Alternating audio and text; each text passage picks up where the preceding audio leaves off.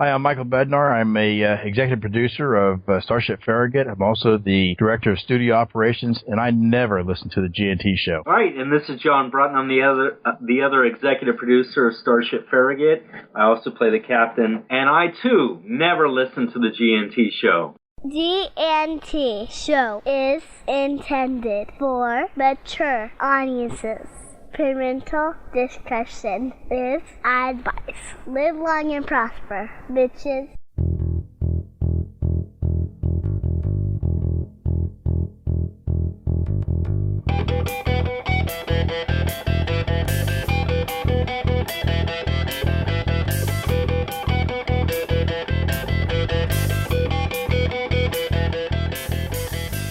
Our friends with benefits. Speaking of having a good time, Terry. Mm-hmm. Dayton broke the GNT show. This is now the David Mack Appreciation Hour. You assholes. What is it about this guy that people love him so much? With his purple velvet cape and his crown. I thought it was a little much when he had us carry him in the studio on a throne. I am awesome! Look what I have done! Look what I have brought upon the world! There is an urge to go nyan nyan nyan nyan. I heard rumors that you might be working on something else, but we won't pry much. I was gonna say it. I'm gonna pry a little. Dare you! How dare you ask me to change it? Do you not understand the majesty of my genius? And the guy sitting next to me looked at me like he was, like I'd crapped in his hat. Yeah, it's the professionalism that sells the show. That's right.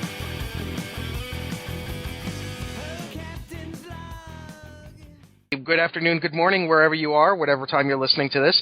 Welcome to another GNT Supplemental Log. This is Gettysburg 7, Nick, and we're here on a really interesting supplemental tonight. And there she is to my left, your right. She's wearing her Sue Storm outfit, Terry. Oh, wait, Terry's not here for this. Terry's out celebrating for her birthday. So, happy birthday, Terry. And to my right, your left, there he is wearing his Kang outfit in honor of tonight's guests, our renegade resident Klingon, Ceridium. Kapla! Disgusting. And joining us tonight are two gentlemen. Now, I've met, I think it was John, but we'll get into that, at Farpoint and at Shore Leave, but we'll get into that. We have Michael Bednar. Hello. And John Broughton. Hey, guys. And they're with Starship Farragut, of course, not to be confused with the myriad of other starships. Welcome, gentlemen. Thank you guys for having us. Look, glad to be here. Now, John, was it you I met at Shore Leave and or Farpoint? Possibly. We're there every year exhibiting. And Yeah, because I live in Maryland, so. Oh, okay. Well, wow. Yeah, I mean, it was likely one of us. We're always there at Farpoint and Shore Leave.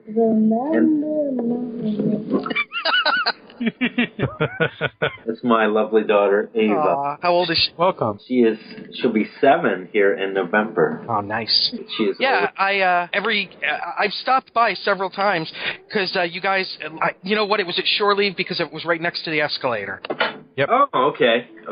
And then at Farpoint, you're in the middle of the vendors area. Yes. Yeah, I love those two conventions. Shore Leave looks like it's out of bounds for us from now on because they and Star Trek Las Vegas keep scheduling for the same time, which is disappointing. Hopefully they will change it. I think I heard that because Shore Leave, because the Vegas show is right after, like a week after San Diego Comic-Con, that a lot of people weren't able to jump from one convention being gone for several days and go to the other one. So I had heard that Creation was going to move the Vegas. They pushed it back a week to the time it used to be at, but then Shore Leave pushed theirs back a week. Oh, okay. They're the same week again. I think it was they were trying to offset what Creation had done the year before, and it just caused it was a train wreck. Yeah. So, gentlemen, please tell us about Farragut. Now, I had the really great the pleasure of the last couple of conventions of talking to Eve out in Vegas, and but please tell our audience about Farragut. Well, Farragut, simply put, is a different ship, different crew, different adventures. It's taken the premise of a spin-off of the original series of Star Trek. We're doing a serious series that extends the voyages of a different ship, and we have a whole backdrop and whole universe tied to the characters of Carter, Tackett, and Smithfield, and we are continuing new stories, original storytelling of classic Trek. I love that. I love that you're not that you're trying to do something unique within the universe. Exactly. The thing for me was having, and there's other productions that are using the legendary characters and trademark characters of Trek, but I think for me, and I think there's other people that also agree, to see anyone else but William Shatner play Kirk and someone else playing Leonard Nimoy and someone else playing those characters by those respective actors, it's just, I can't help but try to make comparisons, and I have a difficulty trying to follow the story without comparing. And you have that emotional baggage, as it were, in trying to constantly compare versus just with our series, because you've never seen anyone else play Captain Carter or Commander Tackett or Engineer Smithfield. You just kind of follow the story. There's no baggage. There's nothing to kind of distract you from viewing it. And to me, Star Trek was always about this big space navy where there would be these other ships, different sectors of the galaxy, and why not tell more stories about those other ships? I mean, I think we all love 60s Trek. There's something about that retro look. It's very magical, and that's what we've been doing. And Mike and his team have faithfully recreated all those sets in such exacting detail. So you have that look and feel of 60s Trek that we love, and then you have new characters. So we love what we're doing. We feel that it's a niche in the Star Trek fan film world, and we feel we add value putting it out there for people to enjoy that like original storytelling. And the Farragut also has cachet in the Trek universe because that was Kirk's first assignment. So the name was put out there in the episode Obsession. Oh, yeah. It's one of the 12 or 13 ships in the fleet. It is canon to Trek, and as you pointed out, it was first mentioned in the episode Obsession, where Kirk was a lieutenant and the cloud creature pretty much took over the majority of the ship and killed most of the crew. So it is canon to original Trek. And also, as you may recall from the J.J. Abrams' first film, there is a nod acknowledging the Farragut as well. Oh, that's right, because that's where Uhura was assigned. Exactly. Until she pulled the "I'm sleeping with my instructor" card. Yeah, boyfriend card. Now, what was the germ? What was the spark for this whole thing? How did it start? Well, let's see. Back in 2004, I saw Starship Exeter, and I was blown away. I was like, oh my God, this is the greatest thing on earth. And for many years, back in 2004, I first met Mike. I was transitioning out of the Navy and walked by his office and saw all these great photos on his wall of all these sci-fi models and props. And I did an about face really quick. I was walking like, walked right into his office, introduced myself. I was excited because when I went in high school, Star Trek wasn't cool, and I boxed up everything. I gave it away, all the stuff I had, and I just gave it away. And I was like, I didn't want to. I was a closet Trekkie, and then getting out of the Navy, and I just saw all this and seeing everything that he had. It just brought all these great memories, and we immediately connected. And during that whole week that I was going to this class, Mike was bringing in props, and for me to see a prop, something that was used, and this is exactly, how it was on the show, and to physically hold a phaser and a communicator and a comm badge, and he was getting stuff indirectly from Penny Jude, who was working on the shows when Next Gen and Deep Space Nine and all that was running. I just was blown away. I'm like, wow. And then he was making them, and we started a friendship where he taught me how to do models and props. And that is a story in itself, because I didn't know anything about any of that. So he's teaching me, he gave me a dummy Next Gen Cobra phaser, and he's teaching me how to prep and prime and putty. And And I was excited. I quickly wanted to paint this thing. And he's like, no, young grasshopper. And he showed me, he's like, you got to close your eyes and feel it, feel the bumps and the air, you got to fill in all the air bubbles and everything. And he was a master. He truly, and even now is such a great artisan. But I learned a lot on how to make props, and I got into costumes because I wanted to have a collection of the original stuff, not the Ruby's commercially available stuff. So I had amassed this collection, and in 2004, I see this Exeter film project on the internet, and I was like, wow, I got all this stuff in these cabinets, and why not we use it? And I couldn't get a camera person, but we bought the camera. I took some money out of my 401k, pulled in family and friends to help make a lot of this stuff, and immediately immediately conceived the idea of the characters kind of pulling stuff from my own experiences in the Navy and managing people and the civilian side. And Mike had been such a good friend of mine, and I thought he was always kind of like MacGyver. He would always know how to fix things, and I'd always call him up and, can you fix my computer? Can you fix my truck? Can you fix whatever, things in the house? And he was just very mechanically and engineeringly inclined. So initially, he was going to be the engineer. And his are you saying he's a miracle worker? Yes, he is, no doubt. So the concept of the engineer, because it was the captain, and I like the idea of Gene Coonhead, who took where I think Gene had more of before it was an ensemble cast, a lot of the stories, if you remember in the first season, were the buddy. It was, a lot of them were Kirk and Spock, some would be sometimes Kirk and McCoy, but in the second season, Gene really created the stories where it had the three of them together. The triumphant, yes. And I really liked a lot of the season 2 episodes of the three amigos, as it were, where you would have Kirk in the center, who would pull the best from Spock, the logic, and then you would have the emotional and the human equality from McCoy, and sometimes be irrational and stuff. So he kind of filtered through those two entities and was able to be a great leader. And the chemistry between those three characters, I don't even know if it even exists today in television. So so immediately in writing Starship Excalibur at the time, it wasn't even Farragut. It was Carter, who I idolized, John Kennedy. That was kind of the Oedipus for that character. And like I said, I would pull things from my own experience. I leveraged, I thought, based on what I saw in the military, it was more realistic that, kind of like Jean-Luc Picard, where he had team leads, department heads, they kind of deferred to those people, where Kirk, if something went wrong in engineering, he was running down to engineering. If something was wrong in sickbay, he was running down in there versus just calling down and respecting and kind of deferring. I mean, it was a different time back then and different storytelling, but certainly I thought that Carter was more, okay, Prescott, you lead you lead security, Smithfield, you lead engineering, and he kind of deferred to those people like it is in the Navy. So I kind of wanted to shift a little bit more like that and have it more almost militaristic style. Getting back to the other two characters, so Mike was initially going to be the engineer, and for a New York minute, I was going to have his character referred to as Smitty, and then but it was Mike Smithfield at the time, and the other character was Robert Turner, who was also a good friend of mine and much older, and someone that I worked with, and was more, he would always provide me with brotherly advice about things that were happening. So I kind of saw him as someone that I would draw wisdom from and such.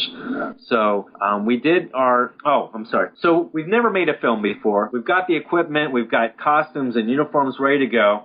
And in talking with Mike, he wasn't on board. He's like, you know what? I'm not really down with this. But hey, my wife acts. She's in the theater. And how about her being involved? And so we changed it from Mike to Michelle Smithfield. And Holly Bednar became our chief engineer. And very cool. And and when we filmed our series trailer, because we knew nothing about making a film, and we were at least smart enough with that, and that was some good wisdom from Jack Marshall, who we met at Shore Leave in July 2005, and he said, if you don't know anything, just make a trailer, because everything that would be involved in making a movie is the same thing that would be involved in making a trailer, just a smaller, in terms of collapse time frame. So we Rob Turner played for the series trailer, did play the science officer, the first officer role, but afterwards, knowing what was involved in terms of time commitment, memorizing lines, taking time off work, he just couldn't commit. So we had, after we made the series trailer, we needed to fill the science officer. And Mike immediately, having seen the trailer and I guess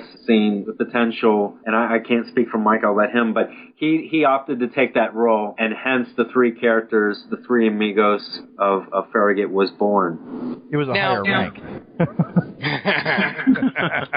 Now, what was your process? Did you guys sit down and script out the trailer and all that? And then what kind of equipment were you using to film this? And where'd you film it? And I'm just smiling because when you said it was like 2004, that was still the Wild West days of the internet. Well, it took some time to build the whole infrastructure. It took from the idea of conception, when I wrote it all down in November 2004, it took time to get the website, get who's going to film it, who's going to be the director. I knew nothing about any of this, so I had to kind of bone up on filmmaking. I had to kind of build the infrastructure, not only the cast, but the crew behind it, and pulled in family and friends. I put ads on Craigslist to try to get people to direct and crewmen, not crewmen, camera people, which I had. I'm sorry, I'm just laughing. Craigslist, because it's like, wanted someone to, film movies. Oh, really? Yeah. Because it's what Craigslist has become. Exactly. Well, yeah. You can. So it took a lot of time. Then I didn't know anything about camera equipment, and because we just had mistakes or hiccups getting someone to commit from a camera operator that had to buy the equipment. So it took from November to almost July, August when we had things ready to launch. And we launched it. We kind of launched the whole project at the shore leave because, what better way to find people interested in making a Star Trek film than at a Star Trek convention? So that's where we kind of did our official launch. So that is the birth date, but the conception date of when we put pen to ink and kind of formalized the whole project and created it, as it were, planted the seed, it was in November 2004. And so we did our series trailer, and we launched that in, I think, February 06. And from there, we started to work on the first episode. And I started to write, it was called The Captaincy. And I copied a lot of what I saw in Exeter, which for their first film, they had a ship corridor, and they built a mock captain's chair, and they green screened around that. And the idea was essentially that the majority of the episode would take place on a planet, and that you would, in fact, the idea that I had for the sets was nothing more than a ship intercom panel on a bulkhead, and where you'd have two doors, and you would basically, the captain was going to get something piped down, and then he would, with the first officer, exit the door to go presumably in the transporter room, and then the whole story would take place on there. But what Paul Sieber came aboard, and he helped to kind of bring in some folks from his network of people that were acting and people that he knew, and he was pretty good about reaching out to folks who would want to volunteer their time and effort on this project. Right on. One of the things that Farragut Films has become known for is your fantastic, amazing sets. So this was that bulkhead was essentially the genesis of what you guys ended up creating. Yeah, we were able to leverage the sets of another group for a period of time, just some of the sets, but we had created some sets of our own, like the captain's quarters, a corridor, and a lot of that was built at my dad's place in Cincinnati, Ohio. And he loaded up his van, and he pushed up his whole chair to go all the way up as far as it could to get all the wall flats, the 4-bay wall flats, and they were all stacked all the way up. And he drove them to Mike Bednar's parents' place, which we dubbed the Bednar Estate. And they have a huge garage, a car boat. It's got like high ceilings, and it's a very huge, it's big enough, it's very conducive for something like filming a project like this. And Mike and other people built those sets like in a day, and we filmed it the next day, and then I think tore them down the next day. I think it was, Mike, wasn't like within a couple hours it all tore down. And we built the sets in a few hours, filmed, and then right after we got done filming, we tore them down. And my dad loaded up the van and then drove all the way He had like the steering wheel was like his stomach was tucked up in the steering wheel. He had like no room. And he said it was funny. He would just like basically drive and kind of move his stomach to where he needed to turn the vehicle. So, those were the olden days, but with the sets that we needed, we would kind of resurrect them. We had a shuttlecraft set, and we had a place that we filmed, a warehouse facility in Savage, Maryland. We used that for a while to film some stuff, and so with each film, we built what we needed. We were mindful what we could build, and we didn't. It wasn't about building sets. It was about making films, telling these great stories with these characters. So but the sets had to be accurate. Yeah, Mike. I can tell you to brag on his abilities. We had the shuttlecraft set, and I took an image and scaled it in Visio, and I used like certain frame of reference. And then Mike, we kind of went back and forth on measurements and such. But when we got to an agreement, I think my dad built the wooden framework, but Mike did all the detailing, all the painting, all the details that you would see, and the electronics. All the mechanics, so flipping switches and things that gears and that turned and objects that did something that were functioning. He made that happen, and he put all the electronics so when you flip a switch it would light up, and just gorgeous work. And all that experience and knowledge that he applied towards making props and to making models that lit up, he applied it towards this stuff. And you talk about accuracy, I mean, it just bar none. He just did an exceptional job of bringing that look and feel and that realism to the sets. Now, Mike, what is your background? Oh, I'm lazy. I really don't have. I mean, I love doing when I was in high school and college. I loved auto mechanics. I never went down that route because every time I'd go work on a car, I'd always come home looking like a grease monkey, and I was like, that's not for me. So I work in an office. I work on computers for a living, but I still go ahead and do the car stuff on the side. I've built models ever since I was a kid, and the more realistic I can make it, the better. And I always strive for that perfection, just to go ahead. I mean, nowadays you go out and you buy a model kit. You can go out to a place called Aztec Dummy and get the Aztec pattern for it. I was doing my own Aztecing before that company even existed. Right on.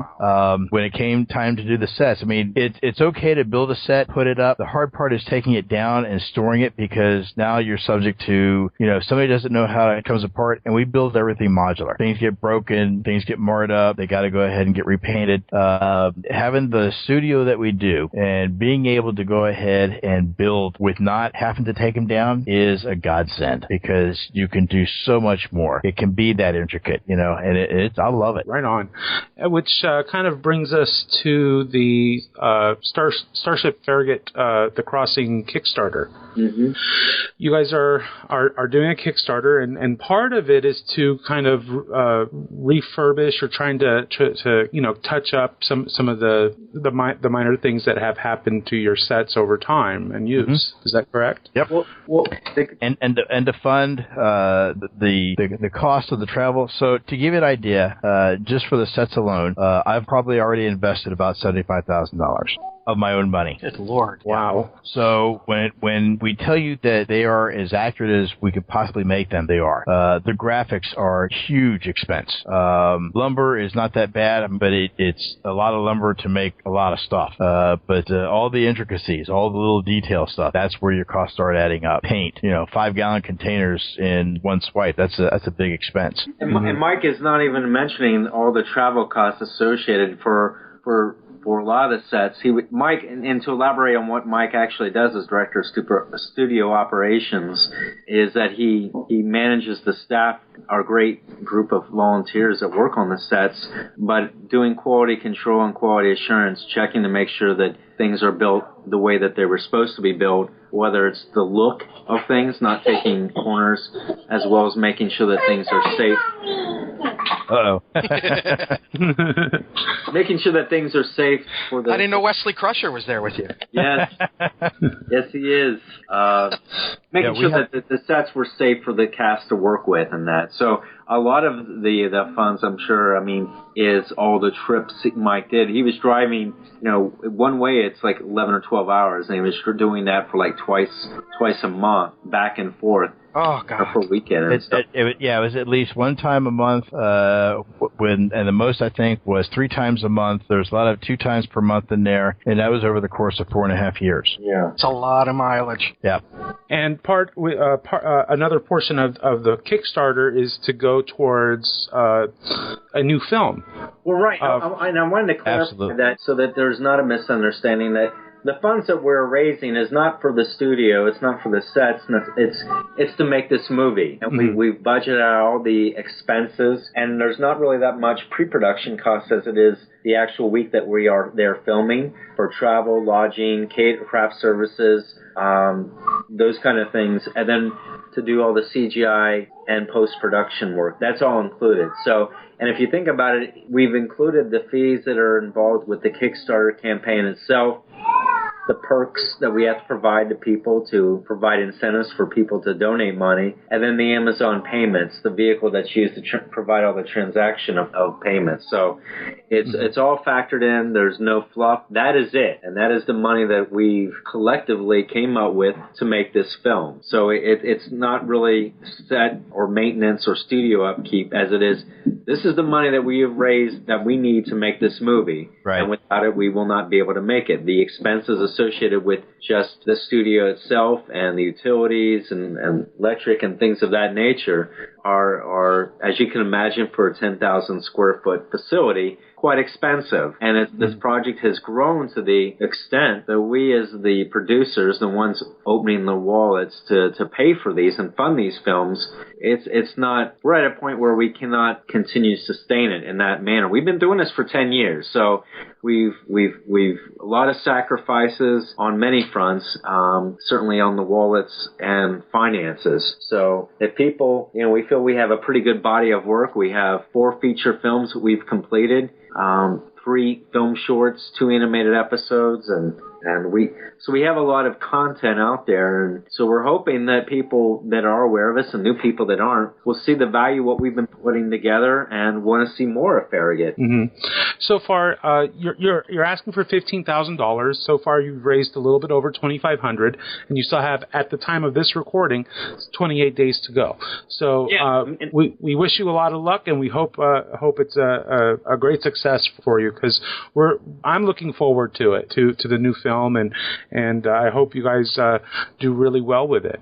Now, as do we. In terms of where you've gone, I have 3, I think, of the DVDs of your episodes, maybe 4. I didn't grab them before, but I've got 4, including one of the animated. How has your production changed? And how long did your first episode take? And now how long does it take you as you've gotten more experience and everything under your belt?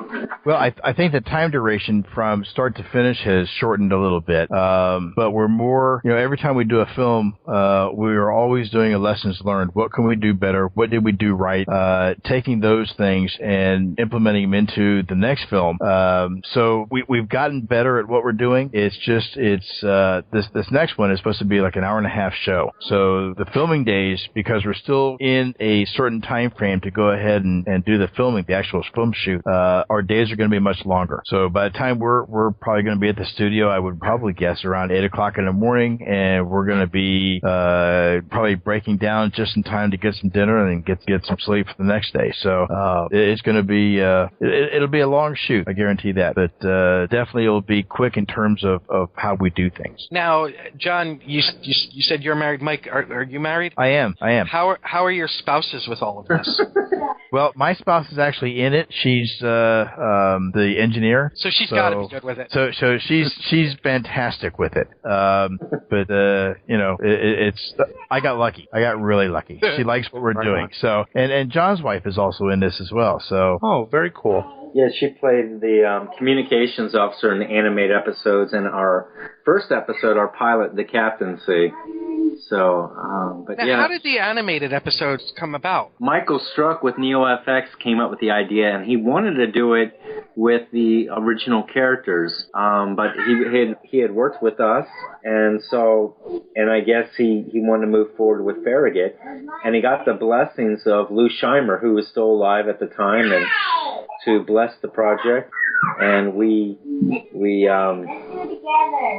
was the one. He was the driving force behind it, and I actually went out to L.A. with Michael Struck, and we went up to Lou Scheimer's home in Burbank, overlooking the valley on the top. Beautiful home. It looked like something from Frank Lloyd Wright's design, because it had water that was outside that actually went inside of the front door. Oh, wow. And so you had water. It was just inside of his house, and you had moving water. It was really just beautiful home. And like I said, overlooking the mountains or the valley of Burbank. And he even had a nice den study. And he had all of his work, so DVDs and books from Filmation's tenure all surrounding him. I mean, he was very proud of his work. And he did a cameo for us and really blessed what we were doing. And so but Michael Struck of NeoFX was the one driving that. It was his idea, and we were blessed to be able to do it. And a lot of people like the animated episodes. Every time we go to a convention,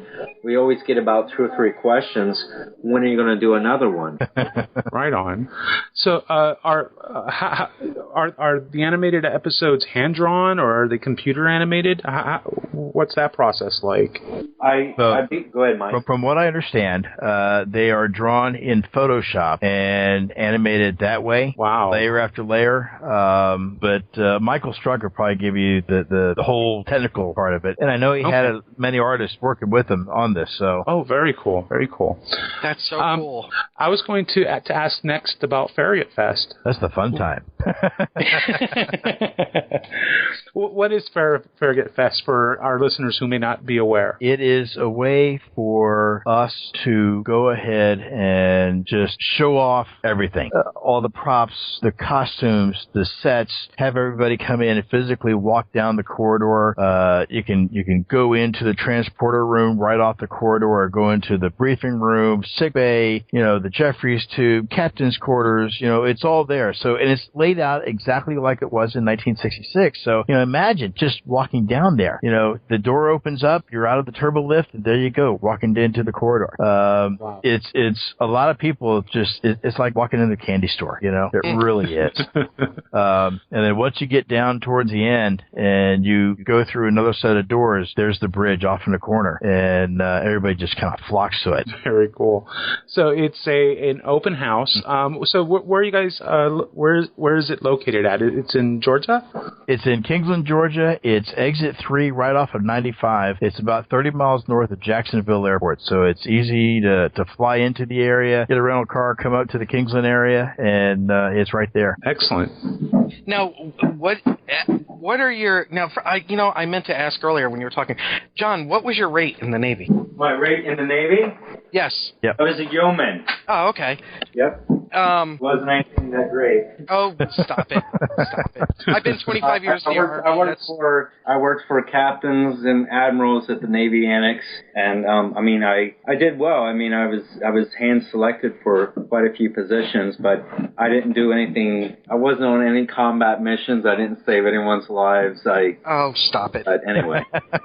Well, I say that because I've been in the Army for 25 years, but when you were talking about using your experience, and Ceridium can tell you, when I started writing my Trek fanfic, one of the things that I did was I kind of did my crew based on my knowledge and my experiences in the Army. Mm-hmm. You know what I mean? And the captain, and like you were saying, depending on for me it would be squad leaders and platoon leaders and things like that, but the same kind of thing where the company commander trusts the platoon leaders to do their thing. Yep. Right. They got that right in the Next Generation, and they did. Space Nine and Voyager and all of that. And boy, Mike, I said something positive about Voyager.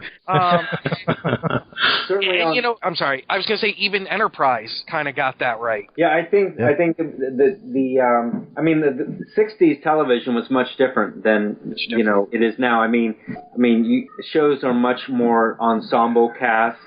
And back then things were a lot different. You had like the buddy shows like Wild Wild West, Artemis Gordon and James West. A lot of shows had the two buddies, and then Everyone was very two-dimensional. And Shatner was the star, so he had the most screen time because he was the star.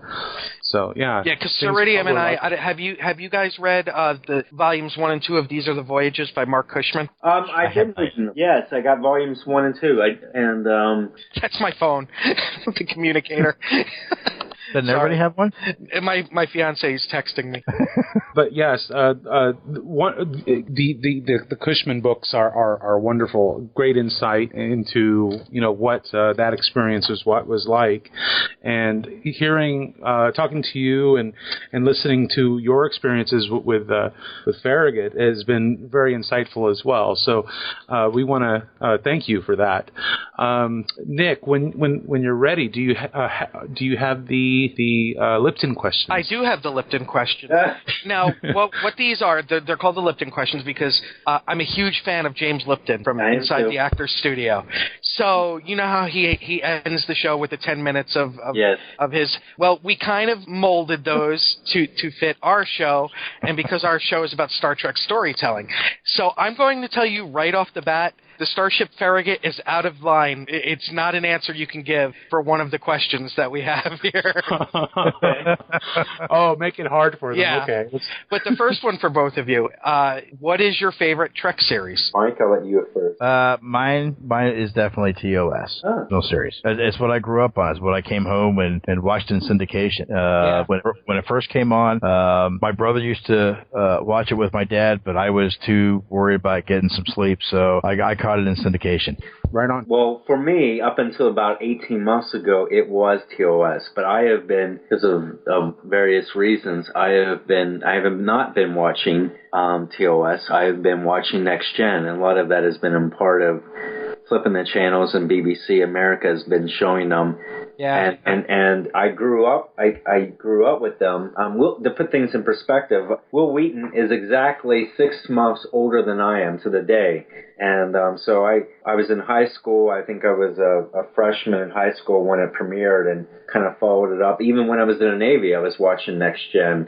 And so it's kind of been nostalgic a bit lately for me. And so I've been watching a lot of Next Gen, and I want to say that I almost find it on equal footing of TOS in terms of my appreciation for it.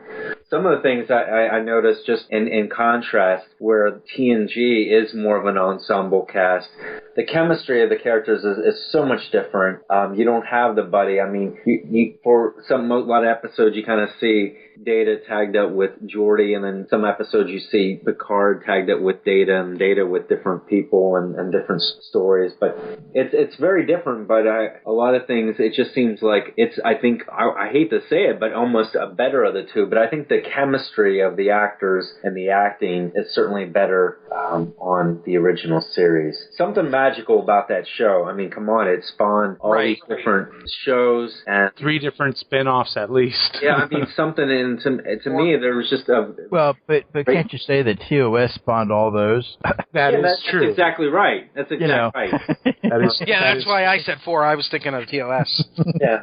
Now, to me, I grew up. I'm about the same age as you two.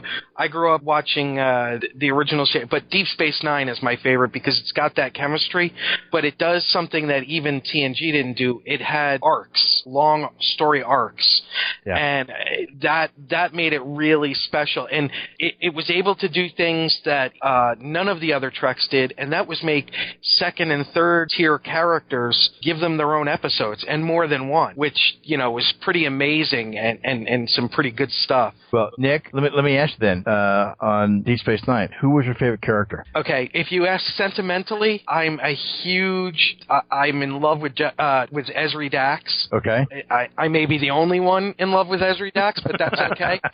But Cisco is just... Avery Brooks' acting can annoy me sometimes, but Cisco as a paratrooper, I would follow Sisko anywhere. Yeah. And I love that. But sometimes it's amazing because my favorite overall Trek character is Garak in all of Star Trek. Isn't that the tailor? Yes. Yes.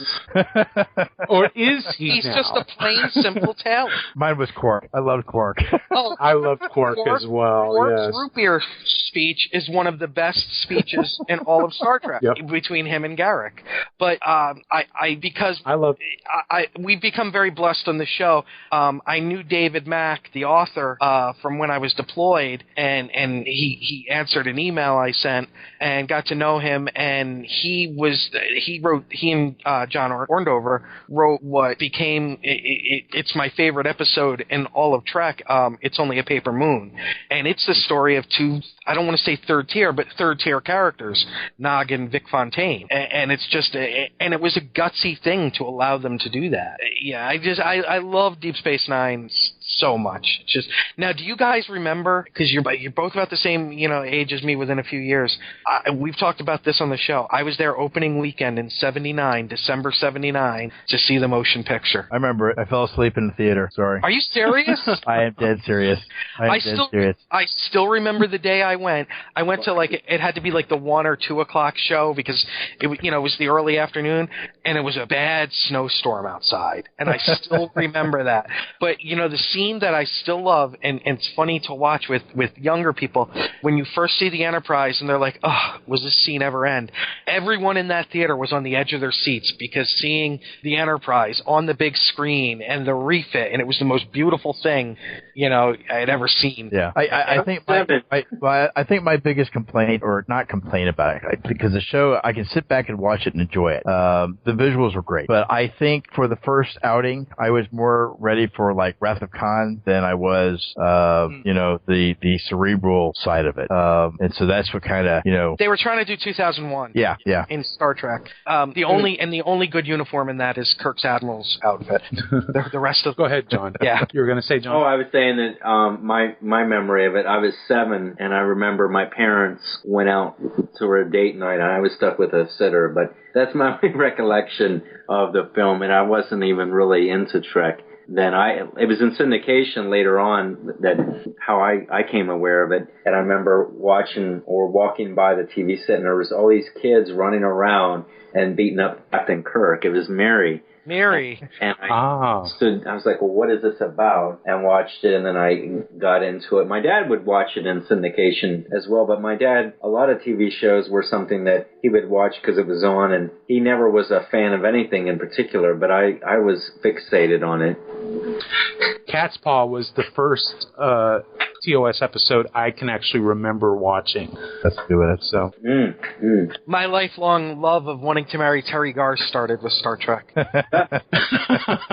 And when I finally got to meet her, I told her that.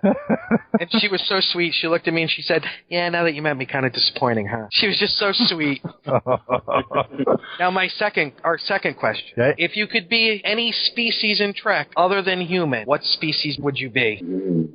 Boy, this one usually doesn't stump people like this, Mike. Yeah. The species. And this isn't all of Trek, so you've got everything to look at. Oh, not just the original series. Okay. Right. Or anything in Trek. I think it's bad that Ceridium chooses the Vidians with the phage, but that's, Oh, come now.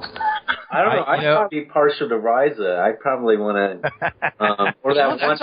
that's our first Ryzian, Mike. I think it is. Or that's awesome. That TNG planet where everyone was wearing the white blonde wigs running around. Haven. Yeah. Maybe one of the... With the great Wesley quote, I'm in Starfleet. We don't lie. Oh, shut up and get... Where everyone was a grumpy old man. Get off my lawn! It's in the script.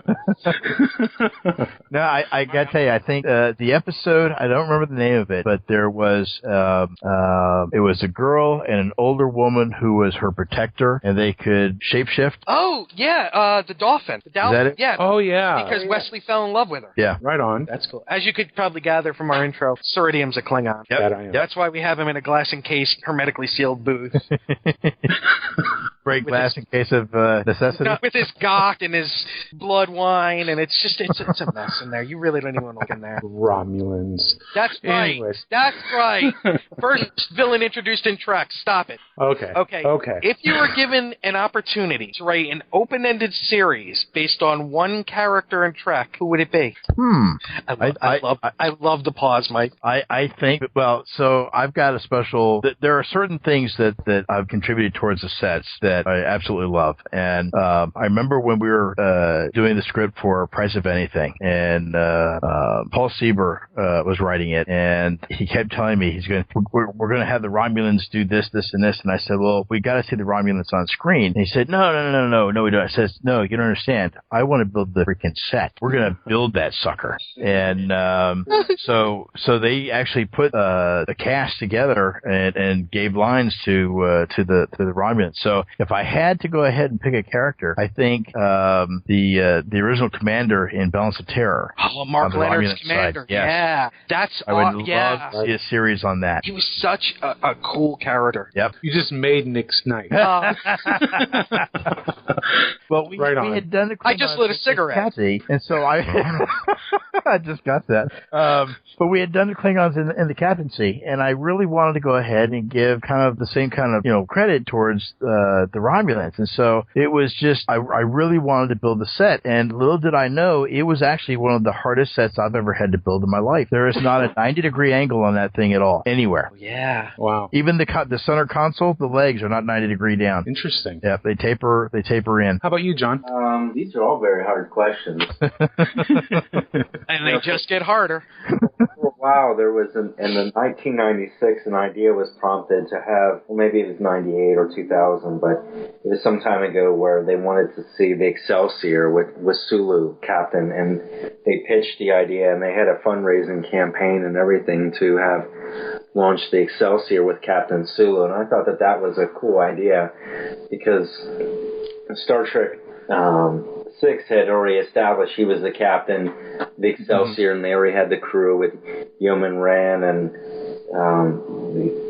the other Esteban or whatever his name was. So Emilio. Yeah, so I thought it'd be cool. Yeah, I thought it'd be cool that I don't know if I liked it. It would have been nice to have seen that come about. I agree. I'm currently reading Sundered, which is a Lost Era novel based on Captain Sulu and the crew of the Excelsior. So I'm with you right there. These are great questions because they're not the standard. They're very thought-provoking and get you thinking about concepts and ideas that it's not like trivia questions. That's why I said we call them our Lipton questions. I always thought it would be interesting to see. I'm excited for the fan production Axanar because I think Garth is an interesting one that they chose. But I always thought Commodore Matt Decker or Captain Ron Tracy would have been interesting. Two guys who we saw at the end of their rope. Mm-hmm. Yeah, seeing some of their earlier stuff. Yeah. Because Matt Decker, you could totally understand. With everything that happened to his crew and everything. So you can, but Ron Tracy. You don't get to be, in theory, where they were by being insane and winding up looking for the Fountain of Youth. So just, what was he like back? But I think my favorite captain would be Jellicoe. Oh, I was thinking of him. I remember him. And I just saw Chain of Command not too long ago, and I thought, you're talking about Next Gen, right? Yeah. Yes. I thought, because that character, and I immediately, when I watched that one, it ran when I was still in the Navy. I mean, I dealt with an individual that was just dead on him. Thank you. That's why I love him so much. Because he rang so true.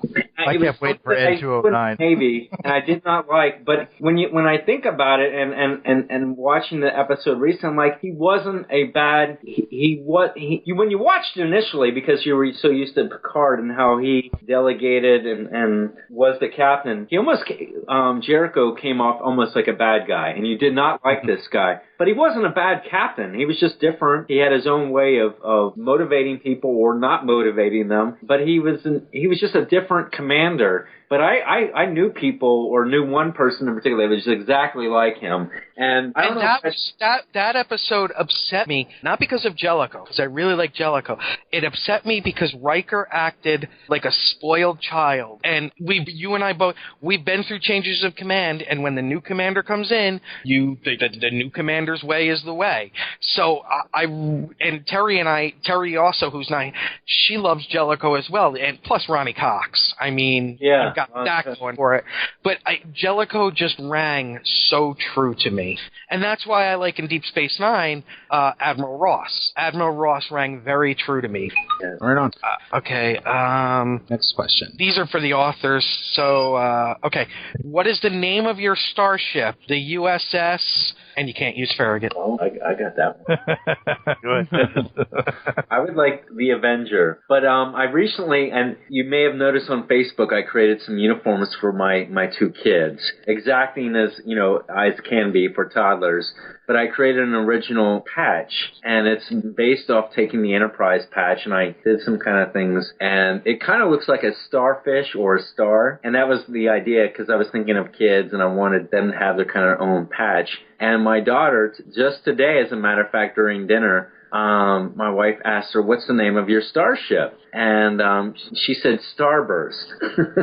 And I thought, well, how clever, because the patch itself is in the shape of a star. But that's really cool too, because that sound, you know what, that actually sounds like a ship name, the Starburst. Yeah, like a science ship or something. Yeah. And but I was always had liked, without being canon, I don't know if there was ever a Avenger. But I kind of like the idea of an Avenger, something that's out there to kind of, it's got a masculine name. It's a fighter. It's kind of like some of the Navy ships that used to be out there that the British ships used to have. So well, in Deep Space Nine, they gave us the Defiant. So why not? And in Star Trek Online, the massive multiplayer online game that we play, there's an Avenger class of stars. True. So yeah, it's conceivable. Yeah. Mike, how about you? Wow. Not you, Sorg. Oh. Too many mics in the room. I have no clue. I have never. Constitution, Mike. Well, yeah, but that gives away, doesn't it?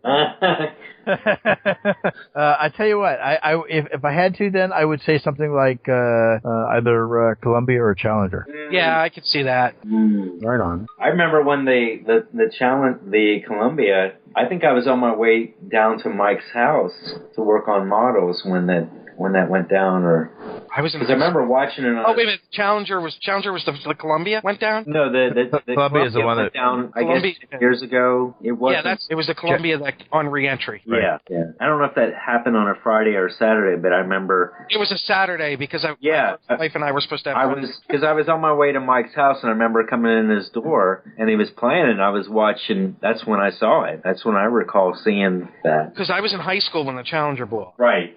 Yeah. Let's see. Now, this is kind of an odd one, but you write the scripts and all, correct? Well, kind of, sort of. I don't anymore. I haven't in some Okay. time. We donate some story ideas, but beyond that, no. Do you have a favorite adjective? Do you overuse it? And is there an adjective you loathe? I hate the word synergy. That's one word I hate. Or sometimes proactive. I hear that quite a bit overused.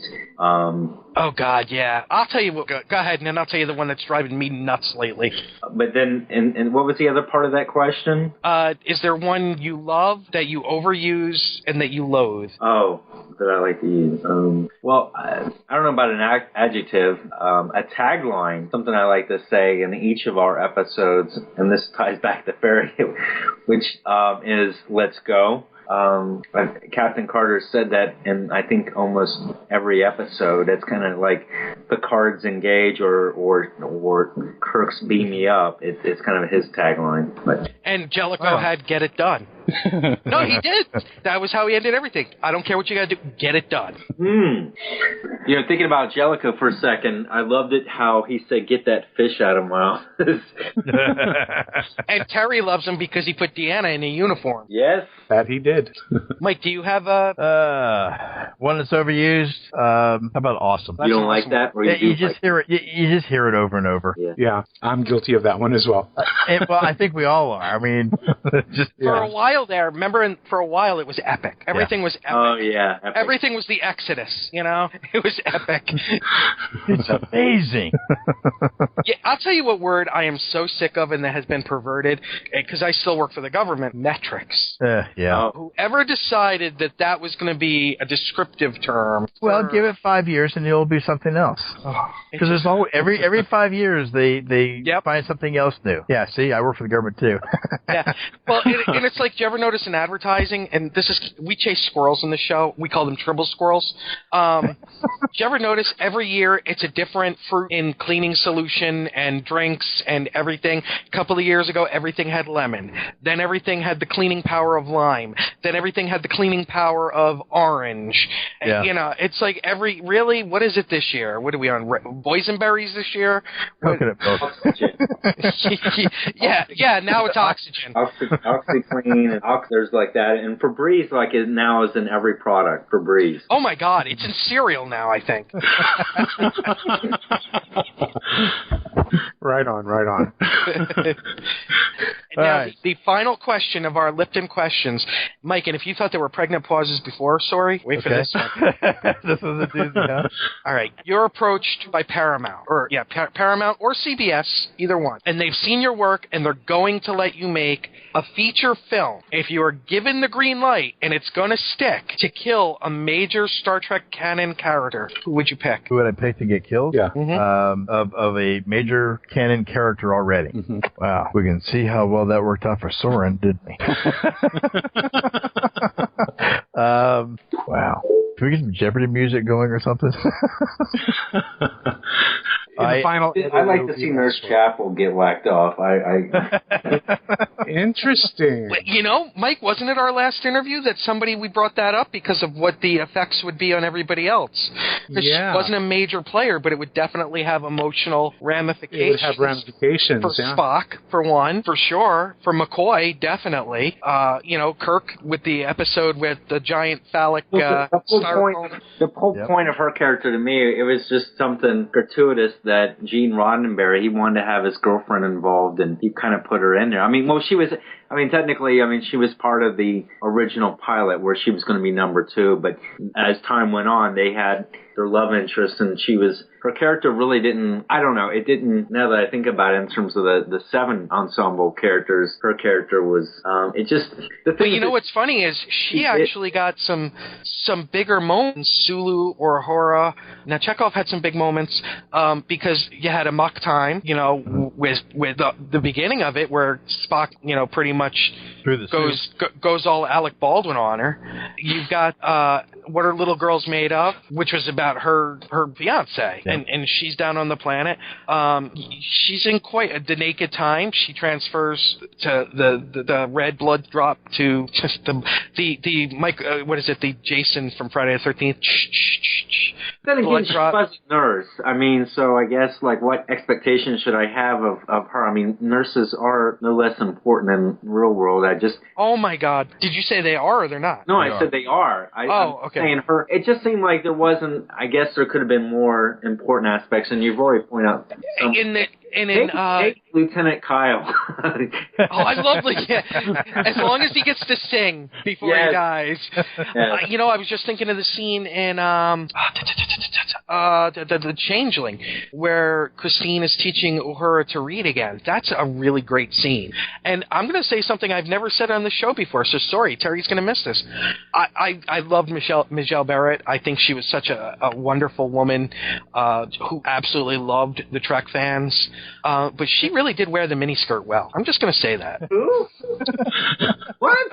You don't think she did? Don't Major Barrett. Yeah. Oh, she. Go back and look at it again. She wore it well. We got to remember, John's watching Next Gen right now. I know.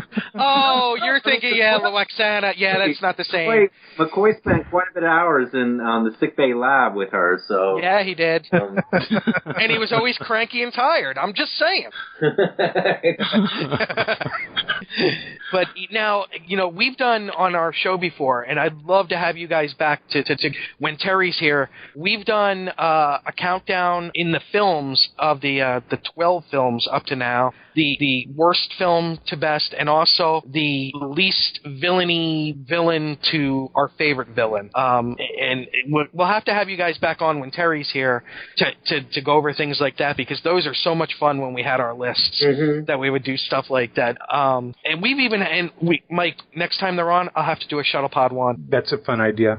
Well, before we let you go, where can people find you? What are the websites or your social media handles that we should be looking for? Well, certainly StarshipFarragut.com is our website. We're on YouTube, so if you just type in Starship Farragut, you'll see all of our films and media there. We're on Twitter. I think it's Farragut Films on Twitter. And certainly if you go to Kickstarter, which we are actively promoting now, just go there and if you type in Starship Farragut, as you would any other fan film effort to support you, it'll pop up. I'll make sure all of these links are in our show notes. Excellent. So thank you very much for coming on and joining us and hanging out for an hour or so. It's been a lot of fun, and we hope to see you again soon. Well, thank you for having us. Oh, it's really my pleasure. I got out of that last question. Oh, no, you didn't. No, you didn't. Go ahead and answer it now. Well, I'll continue the Dr. Bashir. Okay. Why would I? Kill Julie. Another person that's going to mess with my O'Brien's head. You know what? I just thought of something, though, on the question of who would you like to have seen a series. I mentioned Captain Sulu, but Michael Dorn recently this year was promoting a web series based on Captain Worf, that he would have a ship, and that would be awesome to see. I mean, Worf, who was in 2 different series. I think he was in the most episodes of any character, so yep, he was. That would have been very. You're just saying that because he's a Klingon. Stop. Hey, stop. We got to stick together.